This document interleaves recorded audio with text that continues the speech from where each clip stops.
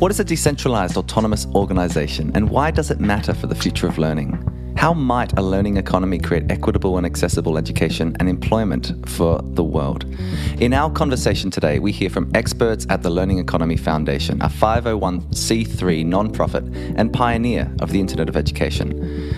LEF has been awarded more than $800,000 in grants by the like-minded innovators of Dev plus DAO to do a definitive applied study in taxonomy on decentralized autonomous organizations. With this research, they will dive into the currently fragmented and polarizing system of education and employment in hopes of finding new solutions to revolutionize a global approach predicated on the inherent value of learning and skills. I am your host, Louka, Parry, and in this conversation, we have three brilliant thinkers and doers heralding in this new era of learning. We have Jaimy, Szymanski, technology research analyst, author, speaker, and advisor who's focused on organizational change brought by digital disruption. We have Terence, Liff, research lead at the Learning Economy Foundation and a professional statistician, amongst other things. And we have Purifoy, the CEO chairman of the Learning Economy Foundation, a senior editor at Diplomatic Courier, facilitating projects for the future of education and employment at the US Chamber of Commerce, the World Bank, the Lego Foundation, and many others. Hello, team. It's wonderful to have you all here for this conversation. And Chris, I'm going to go straight to you with the big idea. What is the big idea for the Internet of Education and this moment that we're at in our human history? Yeah, thank you. That's the question, right?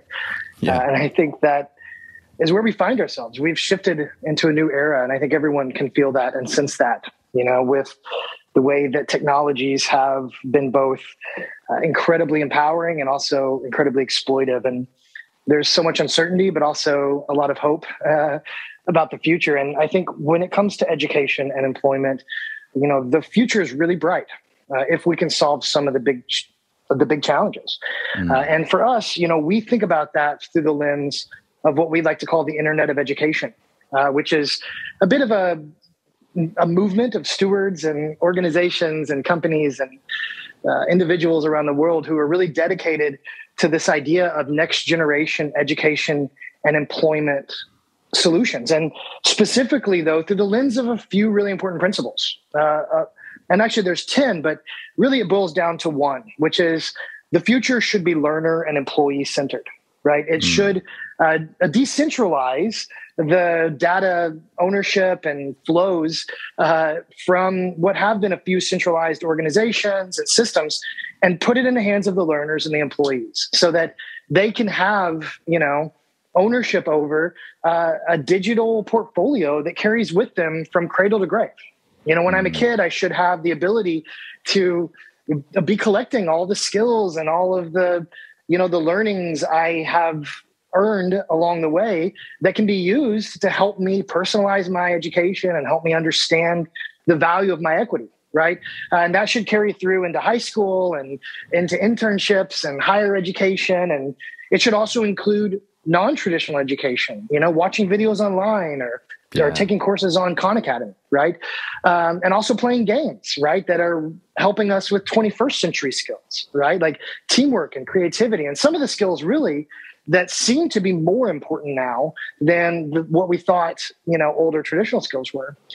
And then that continues, right? Because after school, we're learning more than ever with, as technology is shifting, that, the need to upskill and to continue to keep yourself relevant with the workforce is critical. And so really there's an opportunity for lifelong learning.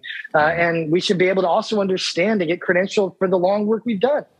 I worked at a company for 20 years and I had, 10 raises and, I went from the mailroom all the way up to CEO. I should be able to document that journey and with the credentials. So when I move into the next space, that's verifiable for me and I can carry that equity. And I come back to that word because, we talk about in academics equity a lot, the equity of the students. And it's a word that mostly people don't understand unless you're in the space. The learners definitely don't understand it, right? It's way above their heads. But in this sense, what if we could? So what's the big idea, right? What if an Internet of Education allowed for us to connect all of those systems, right? So when you walk out of a school or a university or an employer, instead of vanishing into thin air, your lifelong journey continues and it's connected in a way that allows for you to be the steward of that of that continuity. And each step along the way, you're earning real assets, your skills, the proof of your credentials, the proof of your job expertise. And that becomes an asset that is a true equity that you earn and that you understand.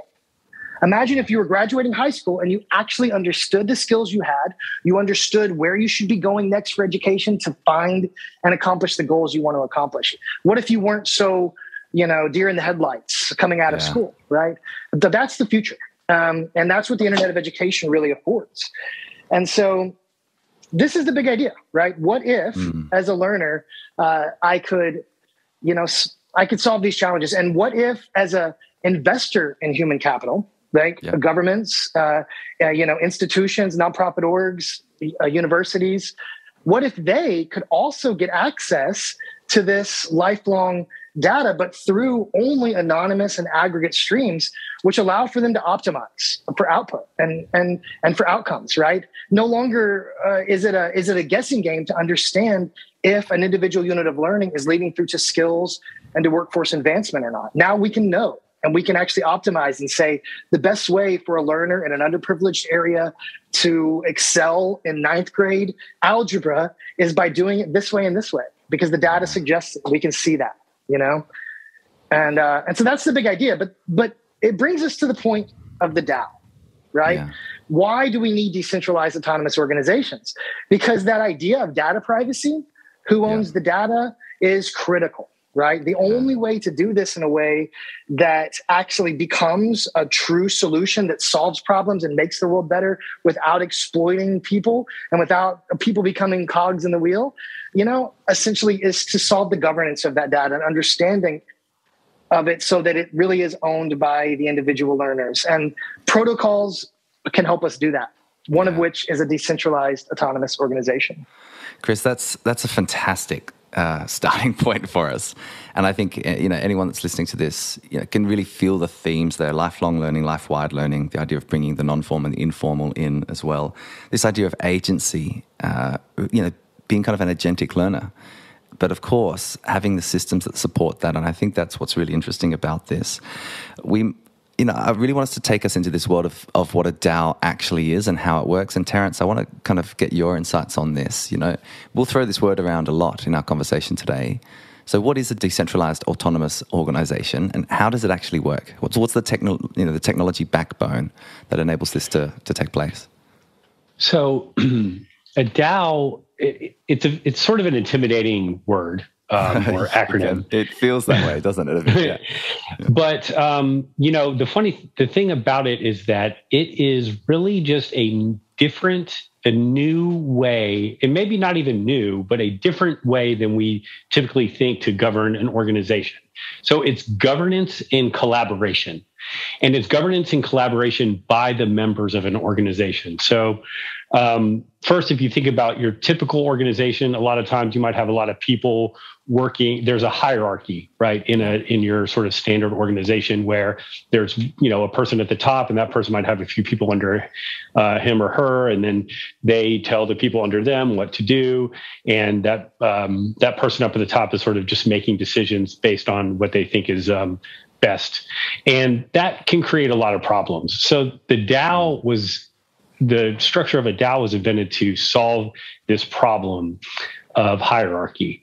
And it's pretty simple, really, to be honest with you. Mm-hmm. Decentralized, meaning that the members who are creating the product, who are providing the service, the people who are actually doing the work in the organization democratically govern the decision-making process of the organization. So think of a DAO as, instead of if a typical centralized organization is what's the word I'm looking for? One person making all the like an executive team with one CEO, for example. Yes, leadership. You can think of a DAO as a democratic structure. A democracy where the members, the people who are doing the work, are making the decisions. It's not just a form of governance, though. It's also a form of collaboration, right? So in the idea of a DAO is that well, there's a couple different versions of DAOs, but in general speaking, the idea is that it's open to anybody who's willing to contribute to the project, right? So this is sort of an idea of decentralization where if power and decision making is centralized, a lot of times it's very, very difficult for one person or even a small group of people to really fully understand a concept or an idea. So it becomes very weak in their decision making because they can't understand the full scope of the entire problem. But if you have all the members, the people that are sort of working on the edges, the people that are in the trenches, if those people are empowered to bring information to the forefront and to make proposals and to be a part of the decision-making process, all of a sudden, all of these sort of like weird little problems and conflicts and roadblocks that you might be running into on the edges of the problem are now brought to the full group and can be made part of the process. So it sort of solves this information on the edges problem as well, and the collaboration problem. Yeah. And it also in the DAO community, there's this spirit of mentorship as well. So the DAOs are very popular in the developer and the tech world, right? And there's this idea that people can come to a DAO, and if they're willing to help, somebody in the DAO will say, "Okay, here's how you can help. This is what we need," and that person could be highly skilled and already be able to help right from the beginning and do high level functions. Or that person may have very little skill and just have a lot of spirit and a lot of get up and go and a lot of extra time. Enthusiasm, yeah. Yeah, a lot of enthusiasm, exactly. And a DAO is a place where people like that can come and learn new skills. And yes, so DAOs is really this, it's really a community form of governance and collaboration that is taking on a formal structure in the tech world right now. So... And it has a lot of different it has a lot of different components that involve technology and we could get very geeky and very deep with it, but really at the core, it's just important for people to understand that DAO really stands for a democratic approach to governing an organization where information from the edges and information from the members of the people that are doing work are the ones who are involved in the decision making. It really sounds quite compelling, to be fair. I mean, and I think that idea of the technology that has really kind of unlocked that, what had used to be information asymmetry, now seemingly, you can actually have this horizontal circle-like structure where everyone's contributing. That's fantastic, Terence. And yes, let's get a bit geeky later on. I'd love you to take us into some of the idea of tokens and blockchain and crypto and kind of what the implications are there. Jaimy, I'd love you to jump in here as well. And you've heard from Chris and Terence. Give us a bit of a sense, from your vantage point on the digital disruption that DAOs are causing and how that links to the Internet of Education. What is it? Like, what are you seeing around the organizational changes that will take place, particularly with the IOE, the Internet of Education? Sure. I think that Terence gave an excellent overview of what a DAO is and how important DAOs are in really bringing everyone in an ecosystem who wants to participate in decision making to the table. And I think that that's just really the crux of where our new research is sitting for Learning Economy Foundation. Yeah. How do we combine these principles of what makes a DAO so great in terms of democratic decision making, and how can we apply that to this incredibly large and diverse Internet of Education ecosystem? And this ecosystem I refer to is everything from traditional educational institutions, universities, what teachers are maybe creating, great courses and outcomes, all the way to online schooling, employers, a lot libraries. Even we could think about hiring apps and any place you can really get any sort of education or skill development in your lifetime. So you have this vast ecosystem that is full of silos as it currently exists in terms of all these different nodes in this ecosystem that own learner data. You can really start start to realize how having them come together under the umbrella of a decentralized autonomous organization could really help in sort of making sure everyone has a voice that's heard, and not one of these sources ends up owning and profiting and benefiting from learner data.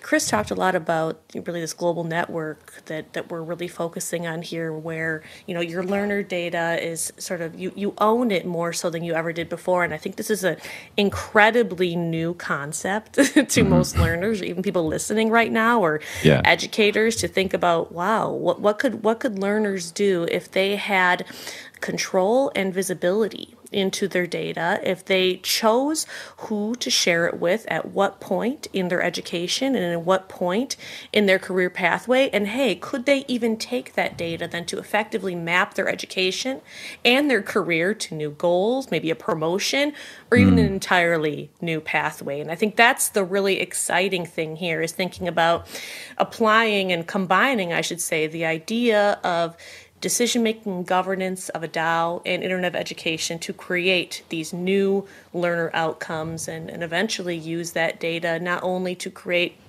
new models of personal data stewardship, but also be able to analyze this data in aggregate. And I think that gets a lot to the big idea too. And what excites me so much about this research is the ability to look at, okay, what educators are creating the biggest impact? What courses at certain institutions or companies actually end up creating better outcomes, or higher paying positions, or people that excel more and create more impact locally or in government. And I think this is where really the exciting stuff comes out, is seeing what the data can do and using it to or sort of influence more of these macro decisions on a higher level. That's so great. I love this idea of almost accelerating understanding of best practice and emerging practice.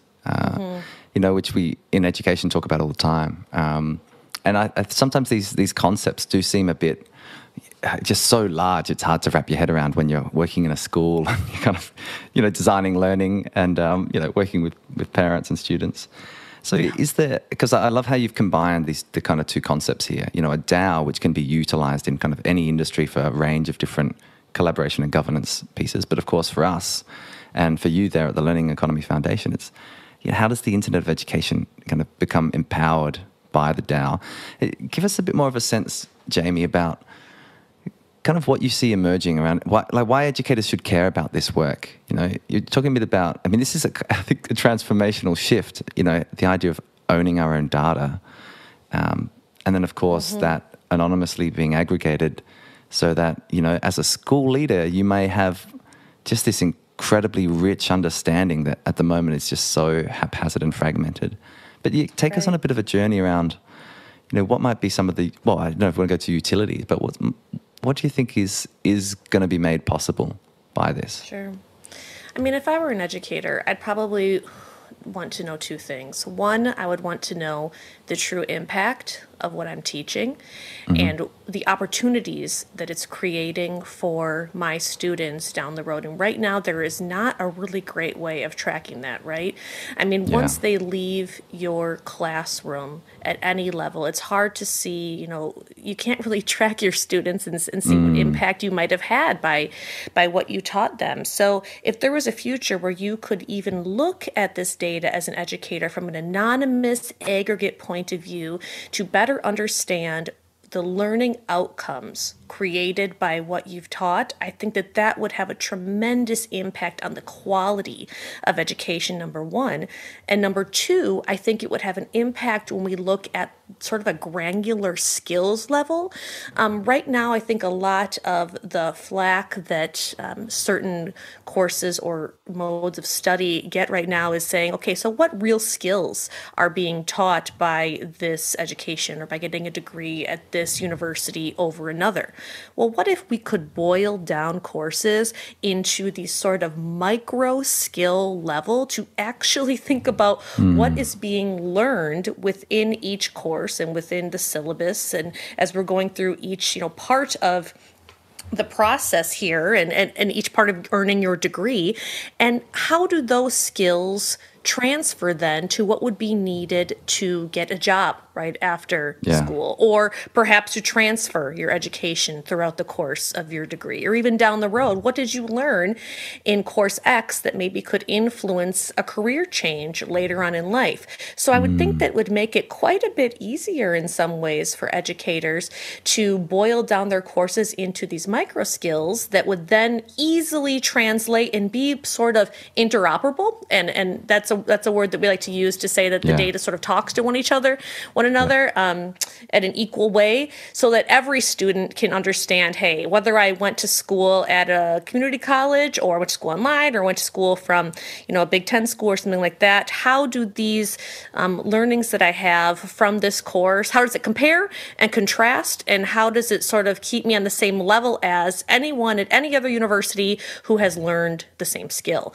So as an educator, back to your question, I would reiterate, I would care about impact, and I would care about making sure that I'm preparing my students with skills that sort of are interoperable throughout their education and throughout their career.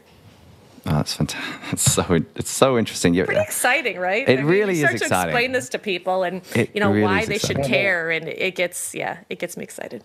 Yeah, I think all of us, because I feel like in many instances, we have this narrative of the future is coming, and there's converging exponential technologies, and schools need to adapt, and it just seems like the structures that we currently have inherited just don't allow us to kind of move powerfully into that new era, as you said, Chris, at the beginning of our conversation today. So I'd love us to talk a bit more about the research that you're looking to kind of understand, because this really, in my view, is at the cutting edge of trying to understand the intersection between kind of skills, career, employment, human capital investing, and ultimately kind of technology that can enable it. So I don't know if any of you want to give us a bit of a sense of the research. I'd like to. I'm glad you brought that up, because of what Jaimy was talking about. I had so many ideas, and part of the question you might ask is, okay, so given what Jaimy was just talking about, why on earth does it matter, or why would we want to set this up as a DAO? Why would we want to leave this up to the community to decide? And part of what Jaimy's talking about is learner data. So learners would be part of this DAO. They would be members of this DAO.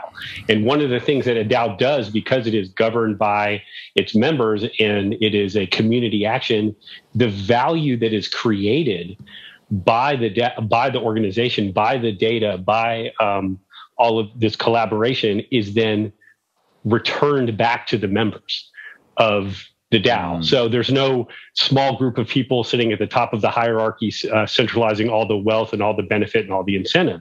The incentive is actually then redistributed back to the people. So not only are the learners and the stewards of this DAO, of this organization, not only are they benefiting from interoperable data and from having better learning outcomes because of the collaboration, but they're also benefiting financially, or in general, they get to receive the benefit that their data and the aggregate of all their data and all the processing and aggregation of everything that their actions does is returned back to those members, right? So that's another reason to do a DAO. So if members are incentivized by the economically to participate in in the process of providing data and learning and employment data, they are actually also then more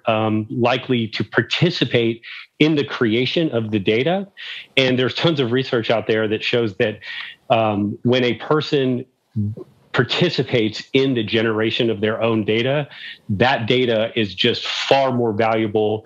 And when I say valuable, I don't mean economically, I mean in terms of solving problems, right? So like ultimately the value of data is that it solves problems. And if a person is, so, you know, a centralized server, like a Web 2 server, like a Facebook or a Google, they have done incredible things with aggregating data and figuring out how to solve problems using data. But all of that data is generally taken without us realizing it. I mean, some people will refer to it as spy data, and I'm going to say that without, taking sides one way or the other. It's called surveillance capitalism sometimes as well. I've heard that term thrown around. Sure, exactly. Surveillance capitalism, exactly. Now, if the people who are involved in the collection of the data ourselves, all of these people, if we were actually said, hey, we're collecting data, by the way, and you are incentivized to participate in that because you're also incentivized to participate in the economic benefit, then we won't need to spy on people anymore. They'll actually provide the information that's necessary. And then that data, the possibilities of solving problems with that data is exponentially greater than spy data. And so that's another really interesting reason to structure this sort of network like a DAO. Mm-hmm. If I can follow on, and I'll actually get to your point as well about why this research is part of this. But I think this is a really compelling part of the conversation, right? And it's also probably a place where you start to lose people, right? Because I think that this idea of like helping with data is a very nebulous concept. Like, what is data? Data is, and I think to understand that we have to, so one reason for this research, right, is that, one of the adversaries, at Learning Economy Foundation, if you look on our website, we have avatars for everyone, and we like to think of ourselves as a hero culture, and we're up against some adversaries, right? Inequality, and, there are different ones. One of them is confusion, right? And I think that one aspect of this is that, it's hard to understand. This is new ideas, and a lot of times the people who are working on new ideas generally are not the ones who are capable of talking about them simply, right? They're the ones that are in the acronym soup, and they're lost in the communities of practice, which is critical, right? But we're at this important stage right now, right? This technology we're talking about isn't new, right? It's actually very robust. The kind of stuff we're talking about developing, it isn't magic. It isn't just, pie in the sky. It actually is proven. It's here now. It's ready to implement. What has to happen is we have to figure out how to implement it in a way that is responsible and that uses protocols, which is an exciting thing about technologies like blockchain, where you could create kind of, unbreakable constitutions, right? Like what made it, a lot of great countries are really only as good as the shared agreement on their constitutions. Right. And in a way, that's what this does. Right. It allows for us to create some really simple constitutions on what this future should look like, which gives people the ability to organize and collaborate around that in a decentralized way, where they don't have to all agree on that individually. They can agree on the agreement. And then a nation can form, right? So we're talking about education nation now, right? And when you start thinking about it like that, you understand that we're moving out of this early adopter space into a space where we can actually start working with the learners. We can start scaling and bringing people into this new incredible future. And so this research, in one way, is a tool to help against the adversary of confusion, right? Let's educate people on what a decentralized autonomous organization is, why that matters, what that means legally, right? Let's also educate people on what the Internet of Education is. And most importantly, the reason for this research is what needs to be governed, right? And to start thinking towards how do we govern that, right? And the research really straddles what we call our 7 utilities at the Internet of Education, right? There are lots of different pieces to this puzzle. Yeah. And the idea is with each of these, it creates a global unified ecosystem, what needs to be governed. And at the root of it, as we're having these conversations, and which has been so good today already, we keep talking about data. Yeah. And I think that is a part of this too, because data literacy is an incredibly important piece of this, which is why the research is important and ongoing research is important. But at the root of it, it's like, what is data, right?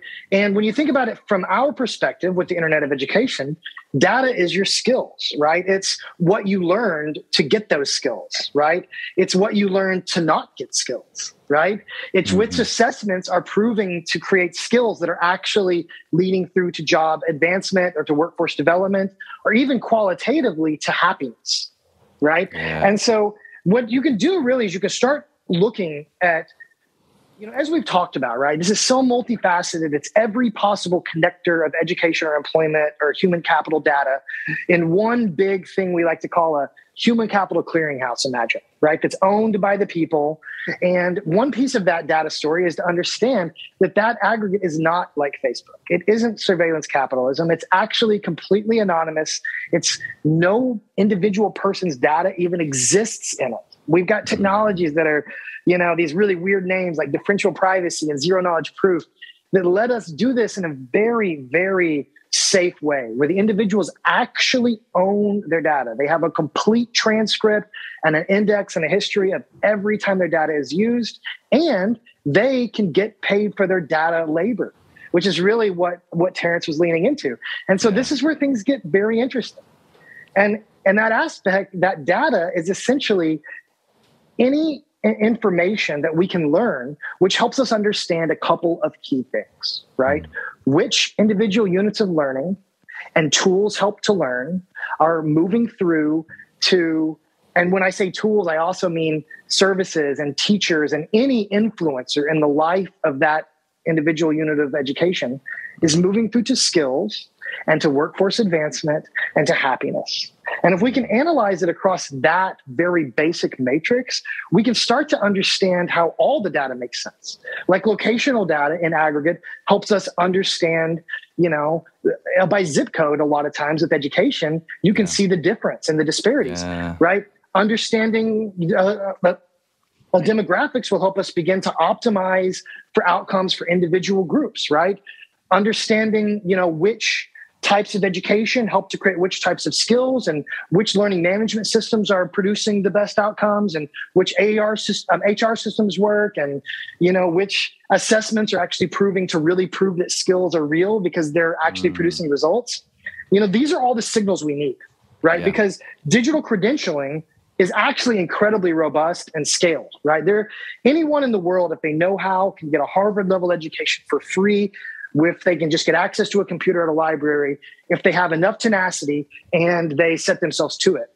The problem is that education probably will not have the same signals to employers that a Harvard degree would, right? Yeah. And so this data can also help us solve that challenge.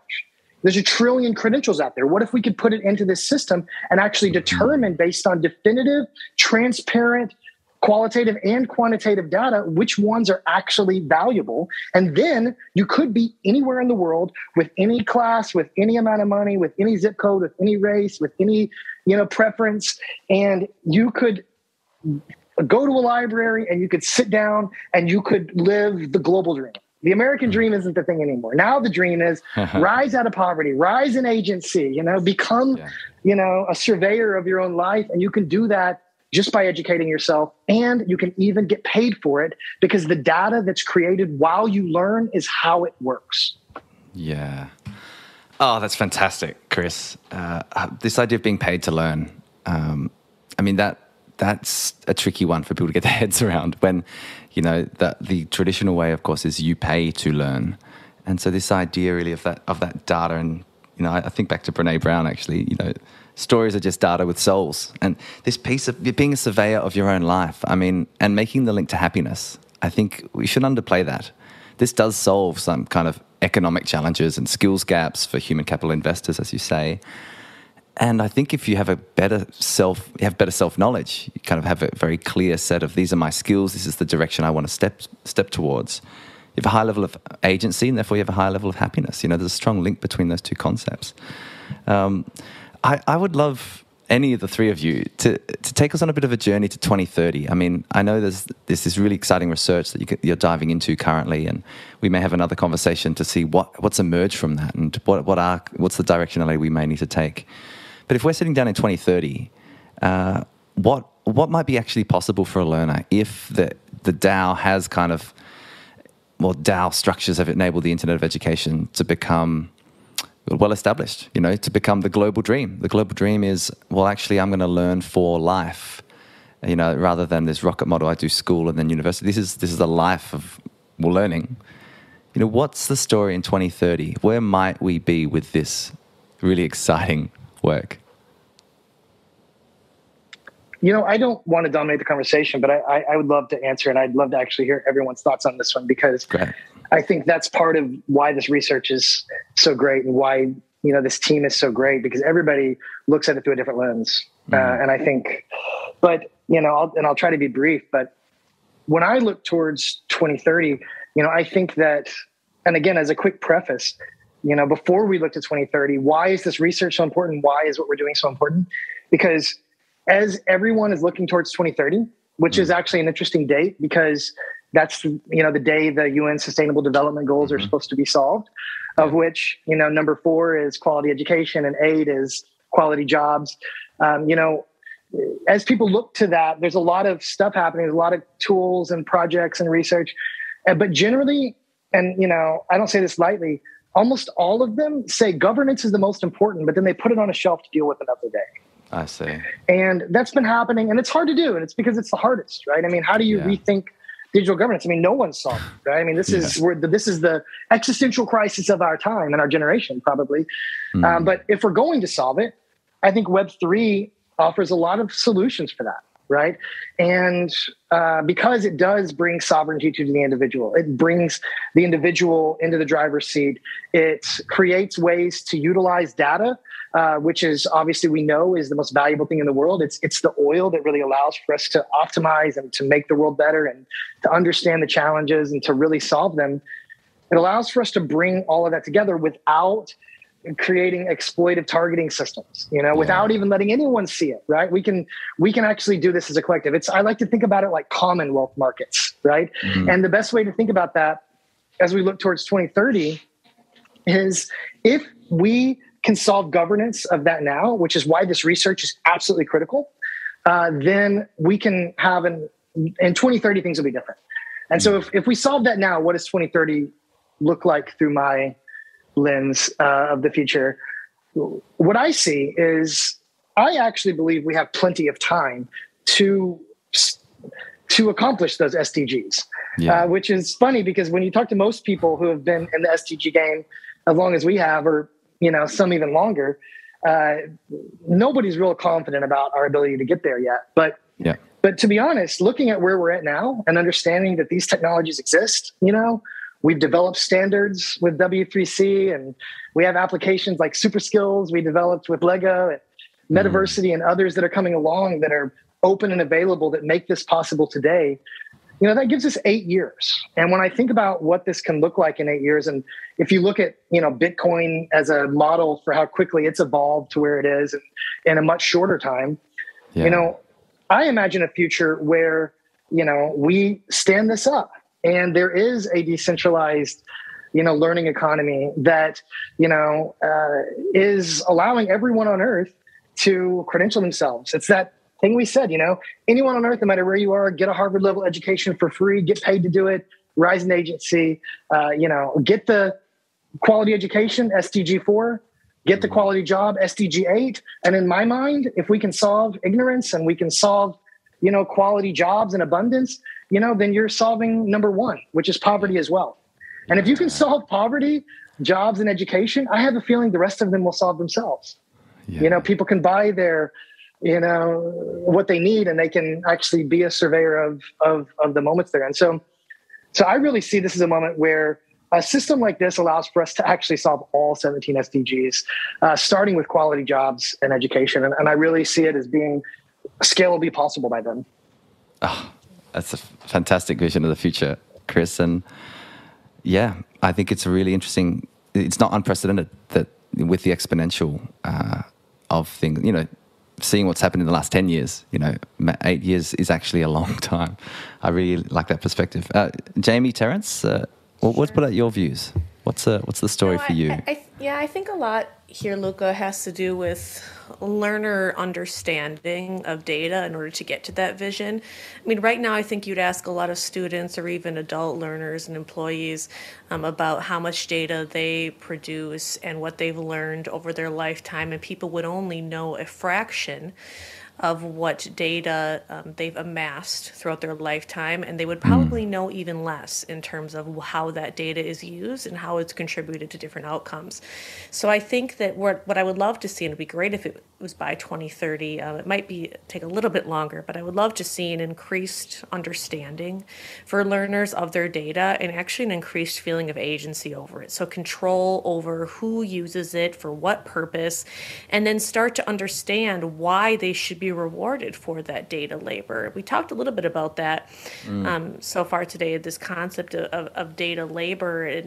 And what we haven't talked about, though, is who might want to use this data and for what purpose. And I think that some of those business models are unknown.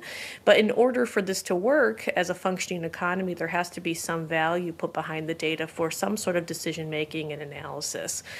So I think that once learners can understand what data they've amassed and how they're producing it and how they're rewarded, that will help them understand then how these skills can contribute to different outcomes in their life. And ultimately, I would say the goal, when I look at why this research is so important and where the vision's heading in 2030, is this sort of leveling the playing field that we've mentioned a few different ways here. So let's say, you're a learner who might be disadvantaged socioeconomically, let's say, and this would allow for your expertise and maybe your non-traditional path in your life and education and career to be leveled, to the same as someone who maybe went more traditional route with their education, and you would be afforded new opportunities, and you'd be looked at the same way by HR and by managers and by different companies who typically only recruit, let's say, from certain schools or people with certain backgrounds. I think that's where the real potential for this lies, and why it really excites me.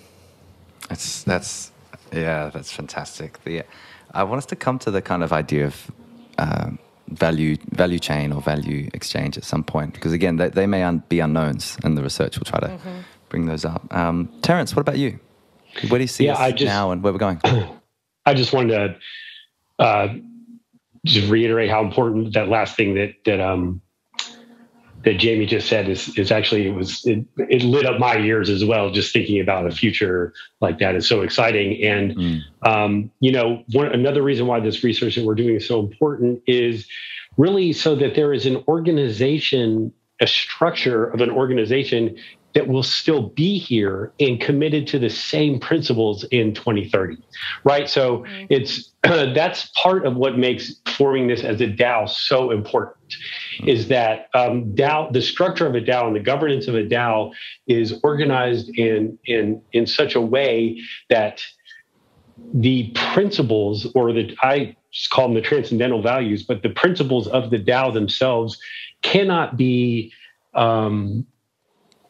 you can't work against the principles of the DAO, right? Because of the democratic structure. And there's also a part of that word, the decentralized autonomous organization. That word autonomous is very important in there, because the structure of a DAO is structured such that part of the governance is once a vote is made and the vote is tallied and a proposal is ratified, there is no single person and no force that can keep that proposal from moving forward. And that's actually one of the remarkable advancements of the DAO governance, the DAO community structure, is this autonomous part. And that's what people are really excited about. And what that does is that gives the organization a very long-term view and a long-term stability. So certainly it slows things down a little bit. It's not just all pie in the sky stuff, right? When you have a large group of people having to come to consensus on something, that can slow things down a little bit. But as I mentioned before, it can also bring in information from the edges that normally wouldn't be there. So maybe it's okay to move a little more slowly, is the point. And what it ensures is that in 2030, structuring this as a DAO ensures that in 2030, there will still be an Internet of Education. There will still be a Learning Economy Foundation dedicated to the same principles.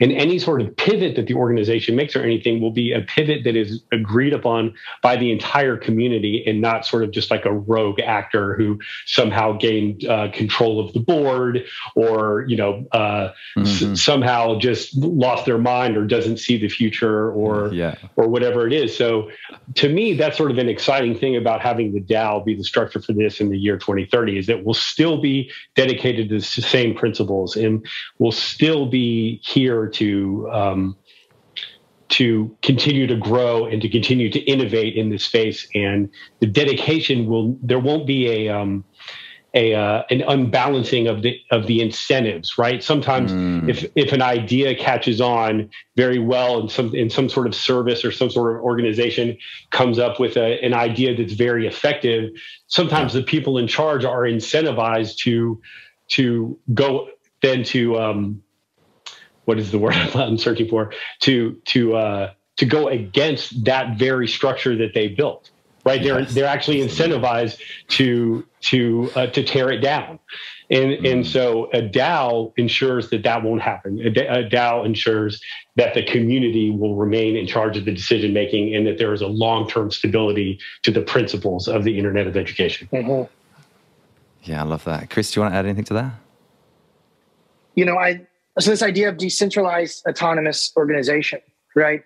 Another key reason for this research is that the Internet of Education is a big global ecosystem, right? There are many pieces. There are millions of individuals, billions even more, who one day could be a part of this. And when you think about it from that perspective, understanding all of the things that need to be governed is important. But when you think about it at scale, understanding how to autonomously govern that is important. And I think it is an important distinction, not just for the Internet of Education, but for the DAO industry at large. Terence made a point to me not long ago, and it's really stuck in my head, which is that a decentralized autonomous organization is not necessarily, I'm sorry, let me say this again. A decentralized organization is not necessarily a decentralized autonomous organization. And in most cases, organizations that call themselves DAOs, which is anyone who is decentralized, they call themselves that, I would say 99% of them are actually just DAOs. They're decentralized organizations with a mission to one day be autonomous, right? And so solving those challenges, and why do we need to solve for autonomous? Because that's how you scale, right?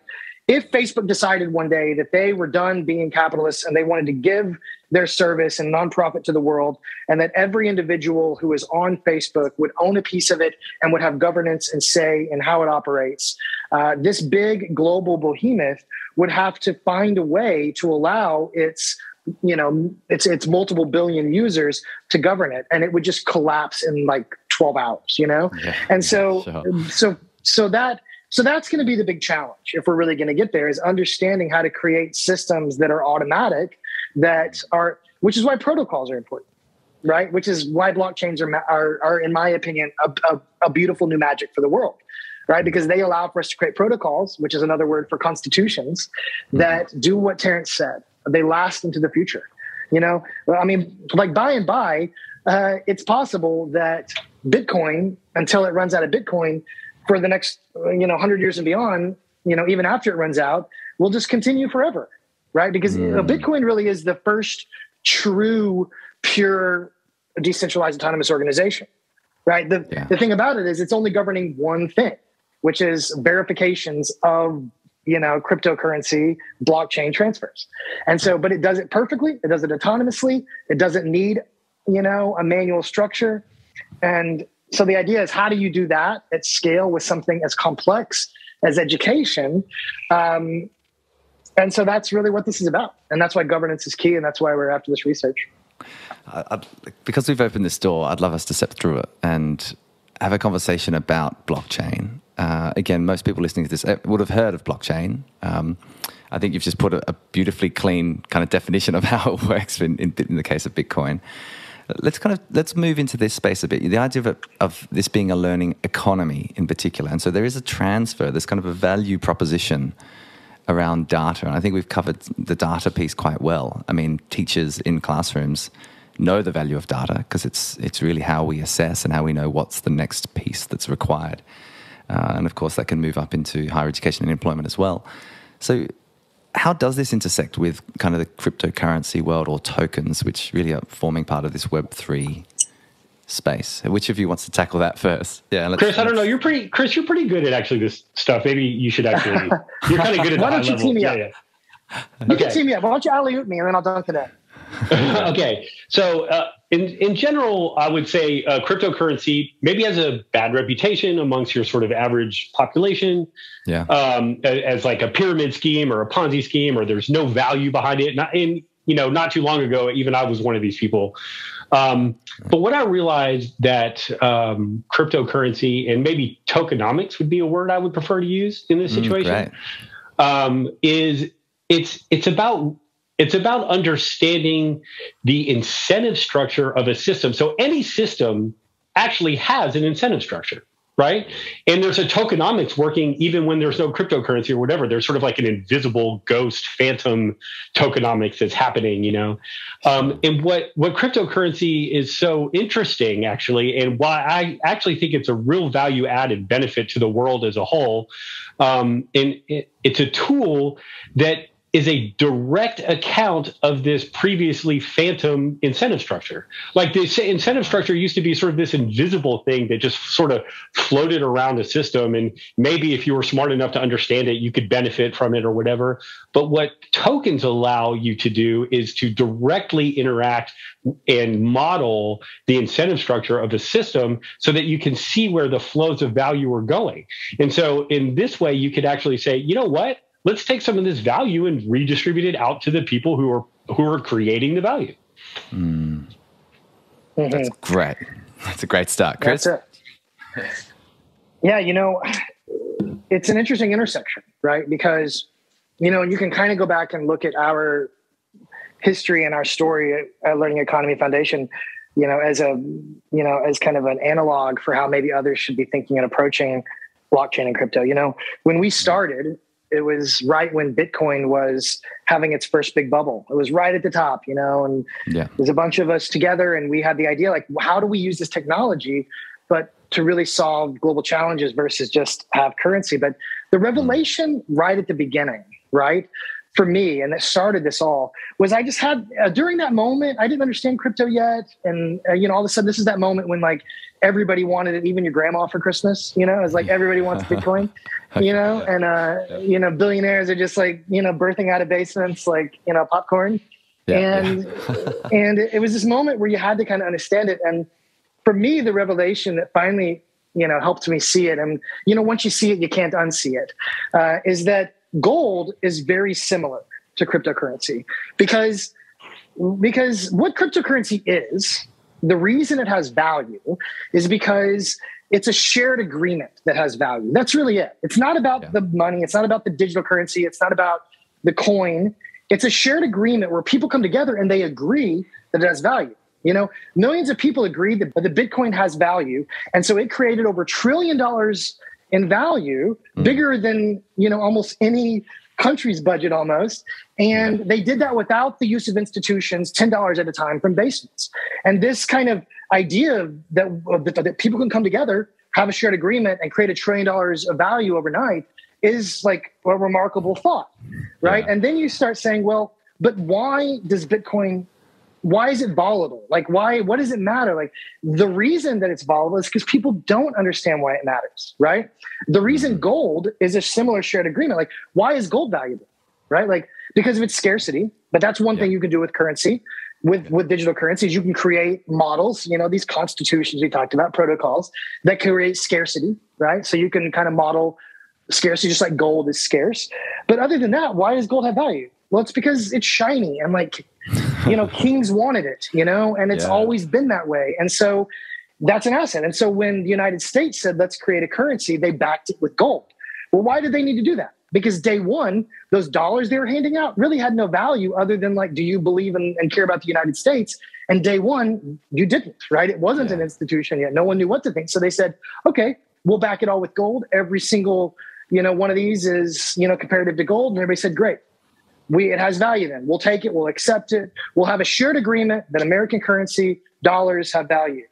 And then one day they dropped the gold standard. They said, we don't need that anymore because the credibility of the shared agreement of our constitution, our country, is enough to create the value.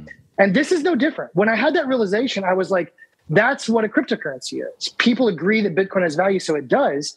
But the reason the dollar is stable where Bitcoin is volatile is because people know why the dollar has value, because America has value.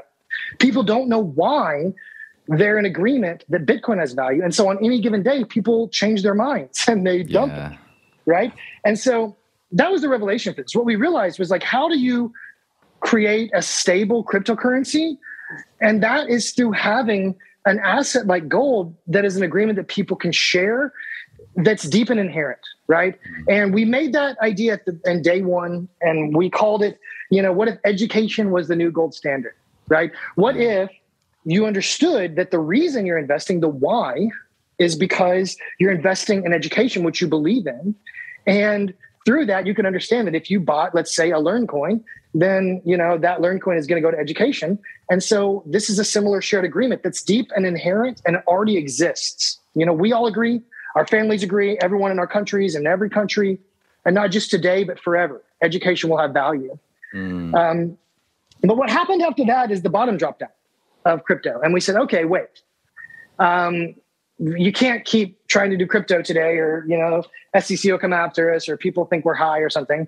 And so we're like, okay, let's think about this differently. And we started looking at the underlying technologies, blockchain. And we said, actually, this is really important, right? We can create verifiable credentials, right? We can prove a skill, right? We can actually create value in a skill, right? And we learned that, right? Because because we live in a skill economy today. A degree really doesn't have that much value to a company anymore. It's just the only proxy to skills. They want your skills. And so what we learned was, what if, right, we could actually and then, we could start looking at the data to understand the skills, and everything else we've been talking about today was born with the Internet of Education, right? But now the world is shifting again, right? And we're starting to understand, and these types of technologies are becoming more robust. And so now we have this exciting moment in time to shift back, to look at the currency again as a piece of this puzzle. And for us, we like to think about this as like earning to learn. Okay. It's a new kind of term here, but the thinking is like, what if there were simple protocols in which individuals could own their own data, and that data could be made available on a decentralized marketplace, anonymously, safely, unexploited, and individuals who need that data to optimize and to make sure that their investments in education are good and that they can get outcomes, can purchase that. And it creates a very sustainable, robust system where the learners are getting awarded, currency for the data labor they're creating, and then they can sell those tokens, those currency, to those who need it to buy access to the data without ever exploiting themselves. And from that, you create a flywheel of value, right? Where the value that's being exchanged here is essentially the learning itself. But the other side of it is that the learning is the data that allows for us to actually optimize for impact and for true skills and for success and abundance and happiness, right? And so the whole thing comes together now in a way where, what if we really could quantify, a future where, education is the new gold standard? Yeah. That insight, I think, just really resonates. This idea, everyone in the world understands implicitly the value of education. But I think this comes back to this point around incentives. And I think, Terence, you were making this as well. The idea that incentives are, it's creating a direct account of an incentive structure, which is so often not the case. I mean, we might equate hourly rates or annual salaries with an incentive for a particular workforce. And if you're a teacher or a learner, you might be considering, what path might someone take in a career. There's different incentive structures based on what they may choose to do. And sometimes they seem a little perverse, the idea of acting against the long-term interests of your own organization for a short-term gain, which I think is just such a, the idea of the current, let's say the historic traditional structures of organizations, with the quarterly earnings announcements and a whole range of stuff. I think people just get stuck into this space. So I'd love us to double-click on the idea of incentives, because in classrooms around the world, there's a lot of debate around external motivating factors and internal motivating factors. intrinsic motivation versus, here's a star for, let me validate the positive behavior. Is there a corollary that we could take around that idea of tokenomics? And I know that the research will draw this out even more, but I think this is just such an interesting thing to realize that, this idea of like making incentives clear, earning to learn. I mean, that is not the mainstream narrative at all at the moment. It's quite the opposite, and yet I see this is going to absolutely explode in this exponential flywheel, as you called it, Chris, as well. This flywheel of value. So, does anyone want to have a crack at this incentive piece? Because I don't think in the education systems we currently have, we've done because they just weren't structured in a particular way. I don't think we're really getting the best value out of them. So I want to say a little bit about it, but then I want to pass it off to Jaimy because I think she has such an amazing perspective on this. Great. There's several different incentive structures going on here, and we've talked a lot about the one of people interacting or learning on a network and collecting that data and that data is then valuable, as has been proven in Web 2, and then that data can somehow, the economic benefit of that data can somehow be returned back to the members of the DAO. So that's sort of one incentive structure that we're discussing, this sort of the tokenomics of it. But then there's also an incentive structure from the side of stewards, right? Who maybe they have all this data and they have no use for it, or it's siloed from all the other data out there, and it could be made more valuable if somehow you could aggregate it with the data of, if I have a chamber of, education in Florida, and if I could somehow, that data aggregated with somebody's data in Yugoslavia or whatever could somehow be made more valuable, then there's this sort of steward of data incentive to take silo and fragmented learnings and to aggregate them together, to collaborate with people. And you don't even have to know the people that you're collaborating with. That's this sort of interesting thing. It's just by default, if you come on the network and you plug your resources into the network, all of a sudden you're collaborating by default with all the other people who plugged in without having to know who they are or know anything about them. And in fact, it's totally private and secure. And then there's also the incentive structure of learners themselves, not just earning economic benefit by, the earn to learn, but then also their lifelong journey in happiness and, in realizing in understanding what makes them happy, what makes them tick, and creating a life for themselves without the normal barriers of race or location or background or who or socioeconomic status or whatever it is.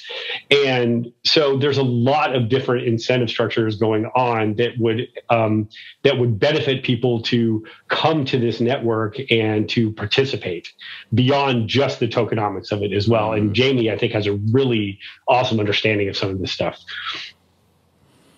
Great. Jaimy. Thanks for teeing that up, Terence. I mean, this is an interesting question about incentivization that I've been thinking a lot about, because I think thus far, incentivizing, if you don't take into consideration tokenomics and things we've been talking about, incentivization in education, especially in the workforce, seems incredibly subjective. So if it's not tied to concrete skills and outcomes and performance and reward, then we don't have this standard for what incentives are reached at which point in your career or your skills level or your experience.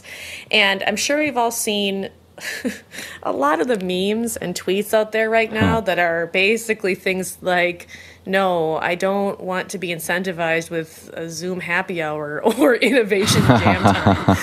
I want to be paid more. We're in a real moment right now, I think, culturally around work and being compensated appropriately for what we know and what we've achieved and what our experiences are. So I think if you take this idea then of earning from your data labor, and what if we could combine that then with some traditional incentivization and performance structures? That's where it becomes really interesting. So it's probably just the last piece of this here that I'm thinking about a lot is sort of real world application beyond. I mean, so I'd love to think about how cool it could be in the future once this model is completely set up and you might not need to rely on incentivization through your employer. But let's say there could be a cool scenario where your employer decides that whatever you've earned from your data labor, that they will return it to you 3 times that. So it sort of becomes, an investment structure that different employers offer based on how much you know and expertise and skills that you've crossed off on your list or you own in your wallet. I think there are a lot of interesting business models that really sort of come in on top of this that we're going to end up uncovering from our research for sure. I think so, Jaimy, on that point, this piece around the difference between expertise and experience, I think comes to me here. We talk about this a lot in education leadership, of course, that what you want is actually expert practice. And there's a difference between expert practice and experience, So this idea, I think, of really honing down and finding out what is the most impactful way to create this experience for learners, for employees, for citizens. I think that's just so interesting. And I mean, right now we're still in the midst of the Great Resignation as we record today. And, isn't that an interesting phenomenon? It's kind of this awakening where people say, actually, this is not how I want to contribute to the world. So, I saw some data. It was 4 million resignations per month across the United States at the current rate. And that's pretty radical. It's a significant part of the workforce. And I think COVID has, really, I think, shifted the awareness that people have for the lives they want to live. And so I really see a very clear intersection with this work. The idea, and I think, Chris, you spoke about this before, being a steward of your own life. That means understanding what your value is, what you're passionate about, and how you can continue to explore that. And be part of, an economy, and more importantly, beyond that, a community and a society. I just think that is such an interesting piece. I mean, how this might actually be a solve for things like the Great Resignation, because people won't be so misaligned, potentially, if they have had more agency over their own journey to this point. Well, right. We talked about happiness. I mean, appreciation is part of happiness, I think, too. So if you feel as though you're actually being rewarded and appreciated for the expertise that you've built over your life, that is a huge part of staying on with a job as well as being compensated financially. I see. Chris, I want to get your. I think we could probably just close. I'd love to hear a little bit more on the different token models, but I just wonder on that point, Jaimy. We look at Gallup polls every year, and the amount of disengagement at work is just so horrifying. There is something like we are, I think, on this cusp of a significant transformation about the way work happens. And I think the shift is learning. It's the idea of adaptability, reinventing oneself, finding one's own passion and vocation and career and profession, and, mixing it up into this kind of purposefulness or meaningfulness. I think is what I often see as a trend, because it hasn't been solved yet. And what's interesting is I hadn't thought of a governance collaboration structure as one of the ways to do it, but it really feels like there's a lot of promise here. So let's go into some of the challenges at this point in time.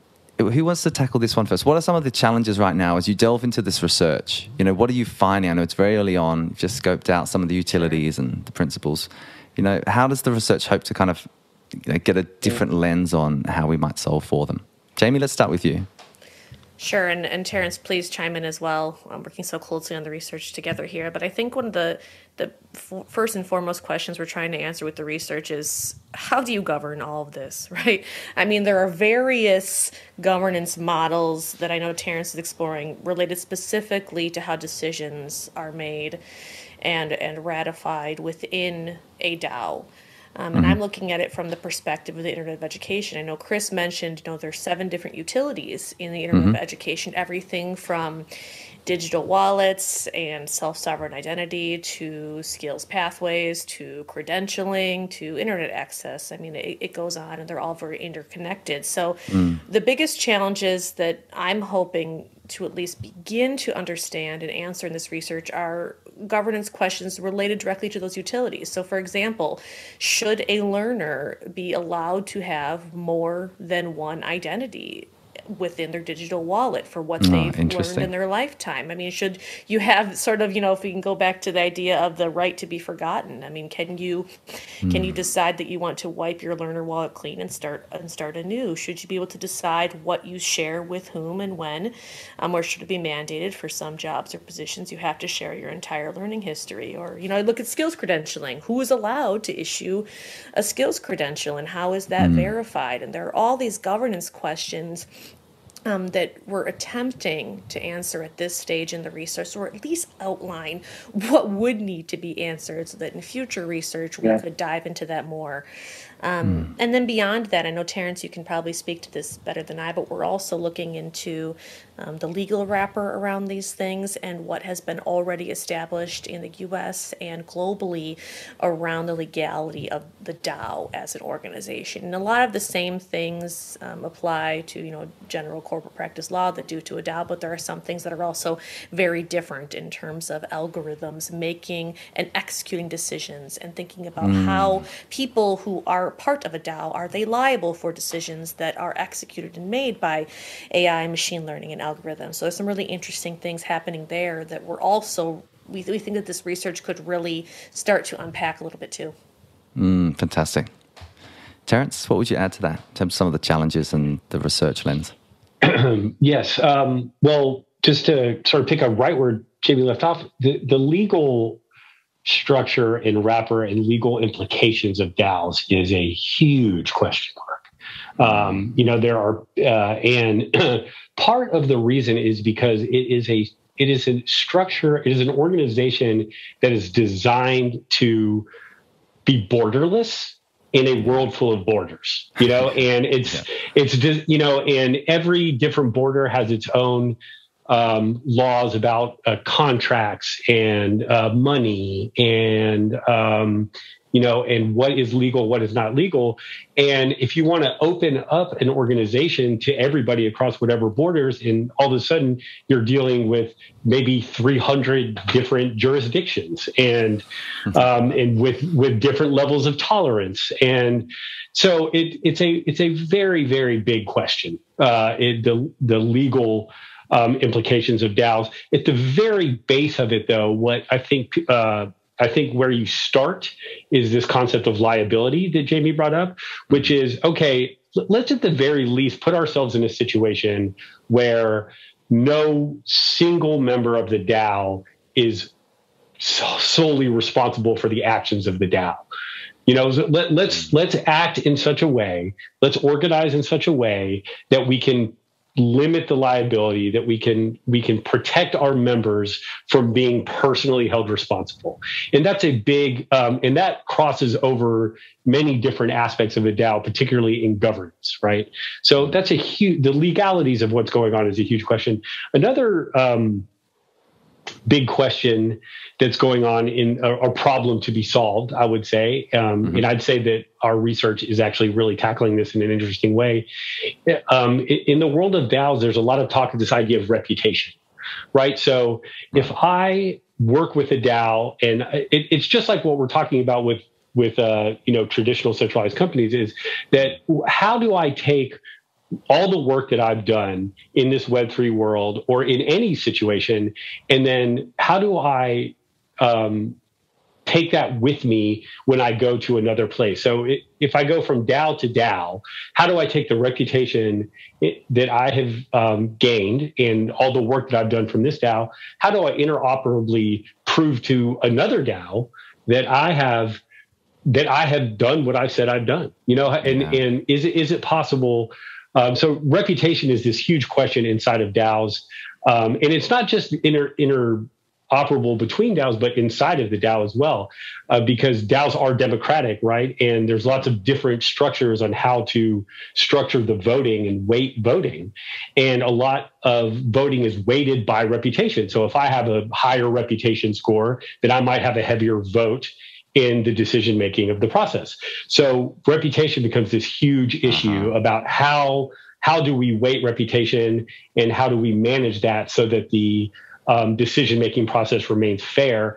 And that actually brings me sort of maybe to a third of the most important problems that DAOs deal with, at least, which is the idea of re-centralization, right? You go through this whole process of decentralizing your whole process and being democratic and trying to, give fair incentive to everybody who wants to come and participate.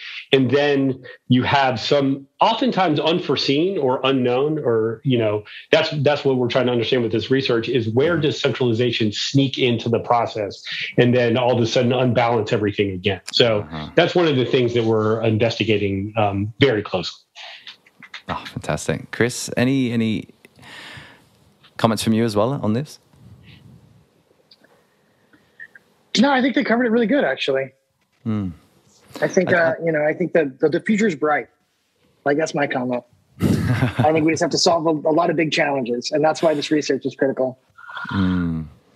Give us, my next question really is where to next with this research? So, how far into it are you? And then when are you hoping to, give us a bit of a timeline here? Because, there'll be many people that will be following along with quite a lot of interest, knowing the utilities and the possibilities. The future is bright once we solve for some of these challenges. So give us a sense of the research and where we're up to at this point.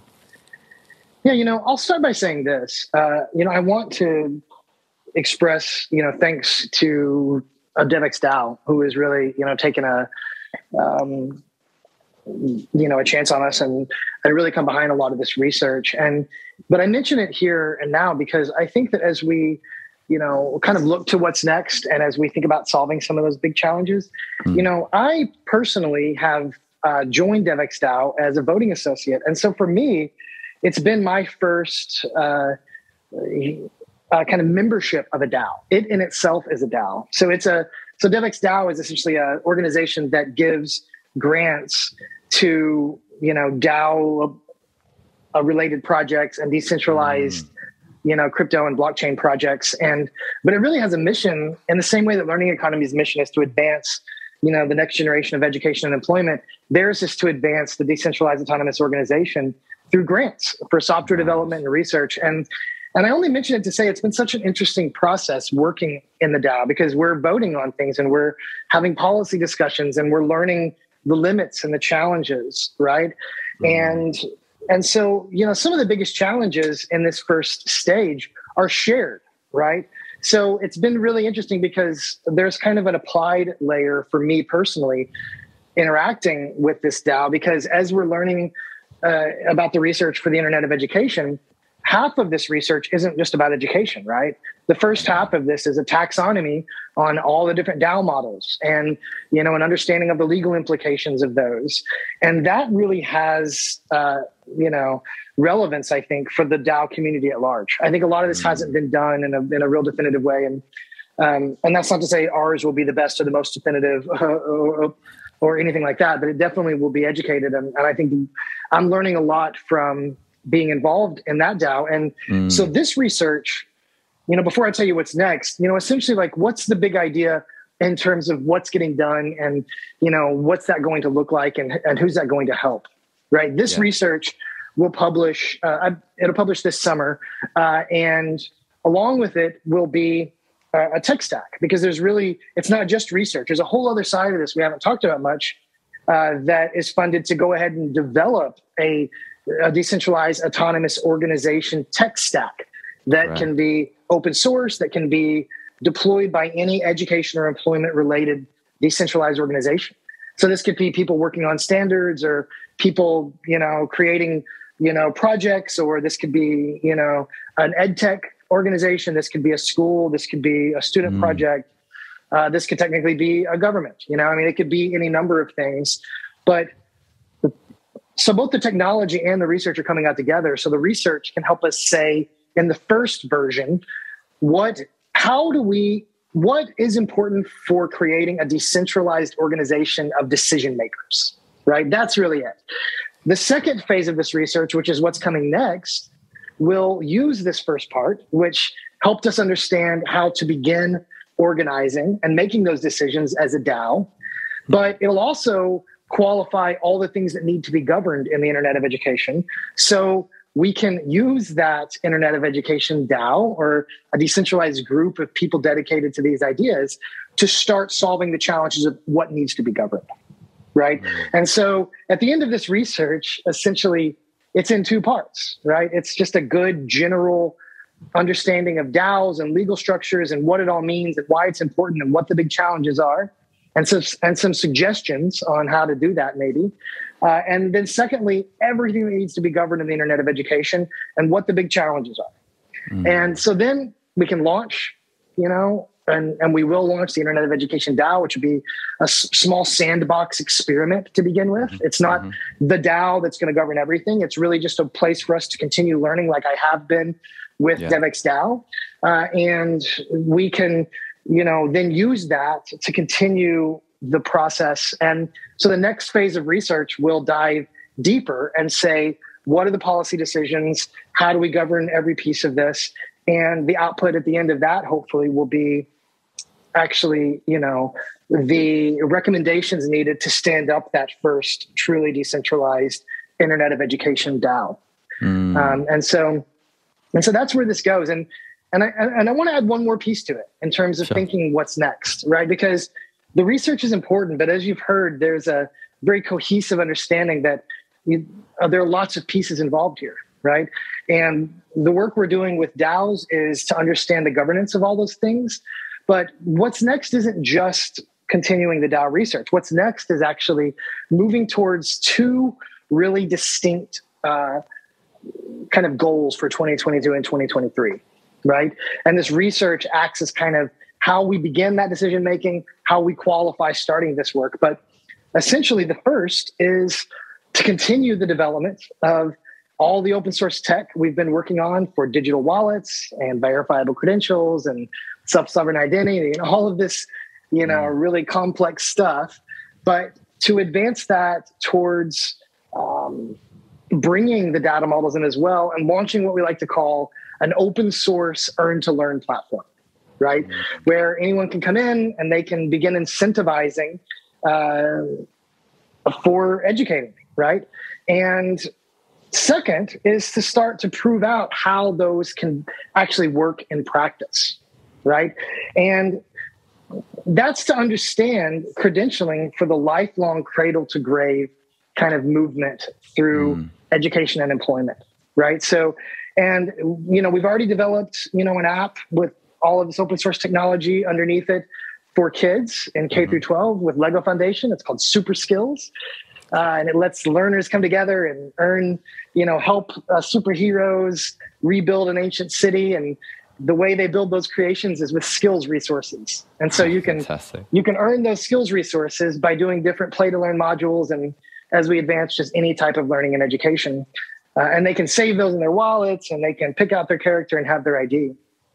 But the magic of it is that with working with Lego helped us abstract all of that geeky stuff I said, right? Yeah. And it helped us, which I think if we think about what's next, that's the main thing that comes into my head, right?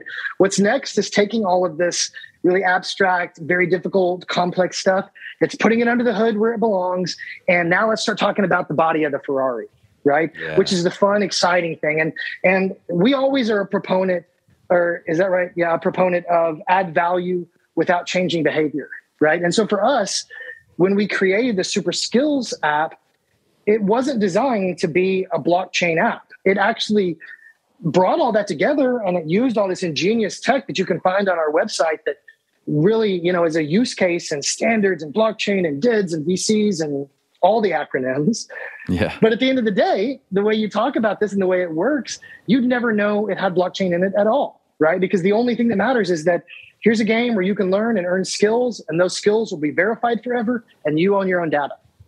And then those last two terms, verified forever and you own your own data, it's all that really matters in terms of what's under the hood, right? Yeah. Everything we've been talking about are like all of the complex, really hard to understand components of those simple ideas. And so the future will be simple in that way. And, as we go through that, what's next is taking that Super Skills app for kids, for K through 12, rolling it out as a metaversity for high school into higher ed and jobs, and rolling that out for lifelong learning, upskilling, and jobs, so that you have kind of a full flywheel, right? And when you think about it like that, you have super skills for kids and metaversity for employment and kind of a decentralized LinkedIn for everyone else. You can see it on a Venn diagram and think about it at the center is the Internet of Education DAO, right?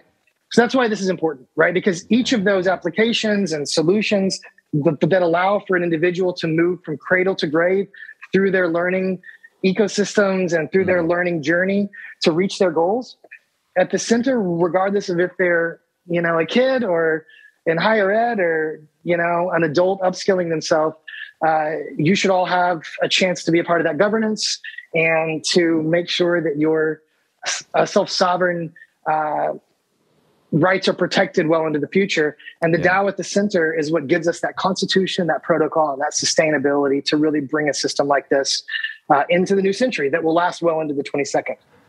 Fantastic. I love how that's put. We have been exploring under the hood. And of course it is about when we close the hood, it's like, what's the car? What's the vehicle? And I love the tangible examples you shared, Chris, the Lego Super Skills app and the metaversity work that's coming as well.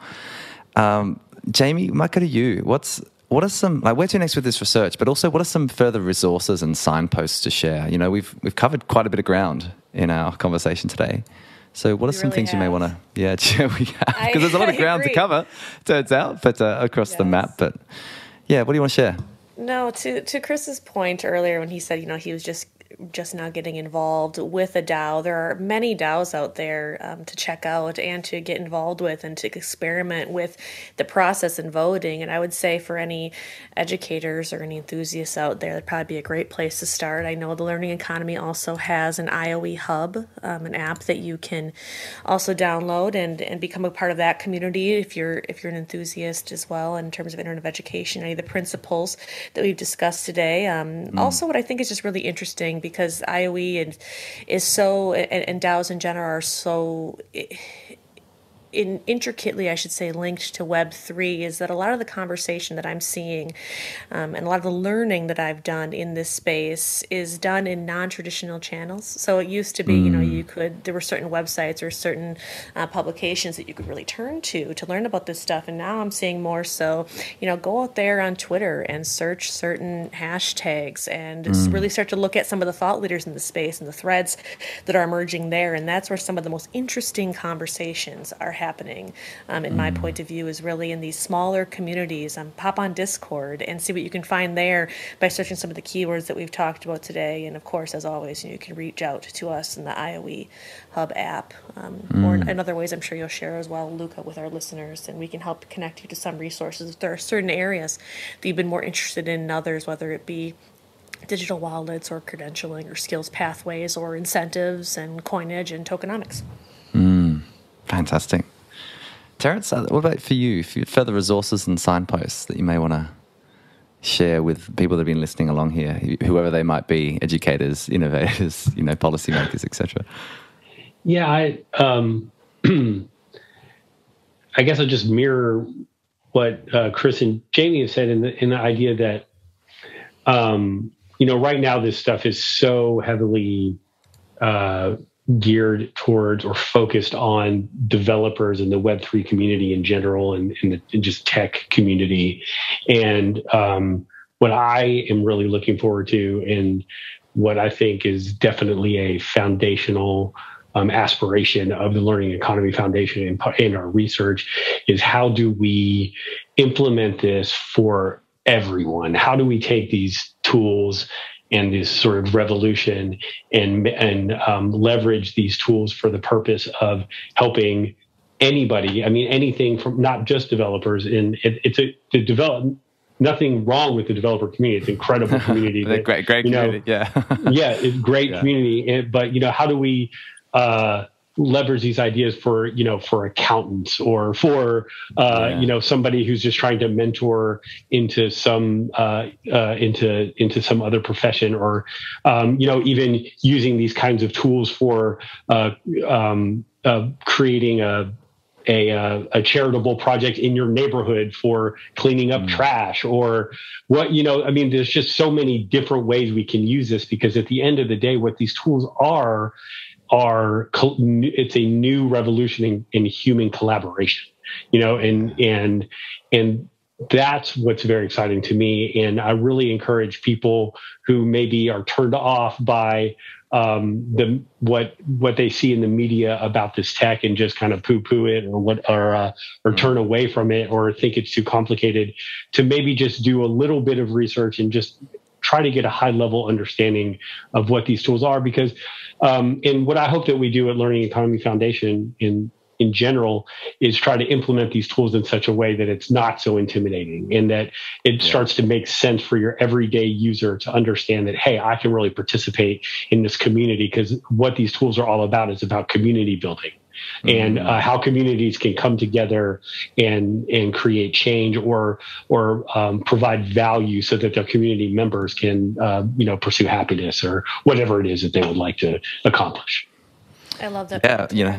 Yeah, I think that's great. That's sort of what I've been thinking about too a lot in this research is, although we're looking at this through the lens of DAOs and decentralization for making decisions in a learning economy, Internet of Education, how could these same models apply to other industries? And I'm thinking, for example, what if you applied it to the healthcare industry and patient data, and what that could do if you took the same models that might work in education, and you have, a learner wallet. What if you had your patient wallet, and you could decide where and when your health data was used, and data labor and things like that. So that's the exciting part for me here too, is that we're setting the foundation not only for, I think, the education industry, but also other industries that could benefit from these same models.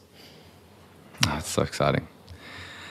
And of course, I would just put into the space, and we'll have, we will also have in show notes, of course, and alongside this conversation, a range of different links that people can check out. Of course, learningeconomy.io. If you're an educator, you want to find out more about the work, that is absolutely the thing to follow, and everything that Jaimy, Chris, and Terence have spoken about today is kind of being detailed there, including how the research progresses. I'd love us to, again, with all the ground we've covered, what might be a sticky take-home message that you want to share with the listeners today? I think you've kind of all given a pretty nice summary thus far. But is there something, in particular that you think you'd love people to be thinking about and considering in how we increase the impact that we make in education and learning ecosystems everywhere? Let's go. Terence, do you have something that you might want to share? What's a take-home message from your vantage point in this work? Darn, I really wish you weren't going to call me. The point I guess I would like to make is simply that what's so exciting to me about this world is the idea that interacting on a network. So if I have an interaction with somebody on a network, that is data, and that data is valuable, and I can be compensated for that data. And these tools are getting us in that direction. And that doesn't have to be any kind. I don't have to have any technical expertise. All I have to do is want to learn something about calculus or figure out something about coding, and then I actually add value to the world, and that I can also be compensated for that value. I don't have to give away the thing about me that is intrinsically valuable to some other group of people that will then benefit from it. Yeah, that's a very revolutionary idea, Terence, particularly with where we are right now in the tech space. But I don't think that can be understated, how profound that shift will be. Jaimy, what about a take-home message from you based on our conversation? I think that it's important for us to consider and to begin to answer with this research how we can incentivize every part of the ecosystem in order for this to be successful. I mean, we've talked a lot today about learner incentivization, but I think that we need to think about other parts in the ecosystem as well. So, for example, if teachers can understand what is their incentive to actually be involved in the Internet of Education, to have to rework all of their courses to make sure that they match these micro skills that can be, interoperable and transferable. What is their incentive? And maybe it does have to do with, having more impact and being rewarded rewarded somehow with greater amount of tokens or new value, that would make sense. And even beyond that, though, what about businesses? I mean, my background is in corporate research, and the question that keeps coming up in my mind is, what would incentivize me as a business or organization to share the data that I already own, and that is my data, and I know it's clean, and I have data on my employees and how they've traversed through different skills pathways and careers, and what would incentivize me to be a part of this greater vision. And I think that if we can begin to answer the question of incentivizing every part and every node in the ecosystem, that's where we'll really end up having something here with an Internet of Education DAO, and making sure that everyone is satisfied and fulfilled, and incentivized in the right way to be a part of it. Yeah, fantastic. Really great. And Chris? Yeah, this has been such a good conversation.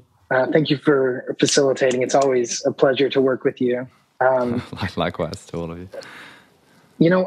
I'll say, I'm going to pick up where Jaimy left off there, which is, let me start by saying what we're doing here with the Internet of Education, with Earning to Learn, with learning economy, with DAO research, all of this, it's rather ambitious, right? And we won't disagree with anyone on that, because we are talking about creating a global, universal ecosystem that encompasses all of it. And that's a big thing to think about. It's very provocative and almost, you could think of it like boiling an ocean. But the thing here is that the magic and the only way that it all works, right, is what Jaimy said. It's about realigning all of the incentives, right? And what we talked about today is realigning one of the incentives, which has to do with a data labor and with individuals getting paid for their data and self-sovereign ownership of that data. But there are lots of other individuals involved in education there, and each of them have their own incentives. And it's beyond the scope of this call or of this, podcast. And maybe we can do this again later, but there are incentives that can be looked at, with other kinds of token models and other types of incentives and economic protocols like talent tokens and scholar tokens and steward tokens. But what I want to really hinge on here is that with those types of incentive models, if you can take an industry, like she said, healthcare, but let's even back it up and let's call it nutrition. And if you can bring every single influencer in that space, every single data steward, every single user and individual, and you can figure out what they need, you can figure out how they can be involved in a way that maintains the protocol of self-sovereign ownership of data, you can find ways to incentivize everyone. And if you can do that, you can actually create a global ecosystem in which everybody is aligned on value. And and I guess what I want to leave us with is that and I love what Jaimy said about, or Terence, I'm not sure who said it, but about how this is really a case study for really any industry. And I want to specifically point to any decentralized data marketplace, right? And you can think of so many: climate data, education data. You could probably use the SDGs as a filter for all the different types of data markets that exist, and how that data could be used to help solve problems and to make the world a better place. And so what I want to say here is that, when you can align incentives, you can solve big problems. And when you can create ways for people to collaborate in a frictionless way, you can add rocket fuel to coordination, which is how you solve big problems, right? And that's what these protocols, these DAOs, these kinds of marketplaces that award everybody for the value they're putting in, that's what that'll let us do. And when you think about it, the internet itself, the economy of the internet, if the economy of education is skills, right? The economy of the internet is data. Yeah. So, the internet of data. And when you think about that, that's why there are a trillion different use cases of what we're talking about. And really, you really think about it, if this could be solved and we could democratize data ownership across the whole internet, the provocative idea I'd like to leave our listeners with today is that would be the future, where the founders of the internet, like Tim Berners-Lee and others, aren't going to bed sad about what happened to it anymore, because that's what they envisioned when they first created the internet. They thought it would create a democratic way of organizing and owning and being involved with the economy of information. And this is that future, and it's now. And that's Web3. And the decentralized autonomous organization is how we get there. Or at least it's one great step in that direction. Yeah. Oh, I've got an enormous page of notes, team. This has been such a wonderful conversation. You know, and thinking, you know, this research that's been kind of enabled by DevX DAO, and I'm very, very excited to see how it continues and what you discover. These are, I think, as you said, you know, the rocket fuel to coordination. You know, and that's how we solve these global challenges. It's maybe how we get to 2030. And we've got a different world, one that's filled with a lot more optimism, because we've gotten far closer to solving some of those global challenges. And this Internet of Education idea, you know, as an educator myself, I just am so excited about the potential for this work. Oh, brilliant. I just wanted to say thank you to each of you for the work you're doing. Jaimy, Szymanski, Terence, Liff, Chris Purifoy, the team from the Learning Economy Foundation. Very excited to see, you know, mid-year in 2022, kind of what you've discovered around the taxonomy and the different 7 utilities and beyond, I'm sure. Wonderful. So thank you very much. You. Yeah, and all the best with it. Yeah, very excited to continue the work. Thanks for listening along to this podcast as well. If you want to know more about the incredible work that this team is doing all over the world, as Chris has left us with that provocation, you know, what if the internet could be evolved to meet its true democratic potential?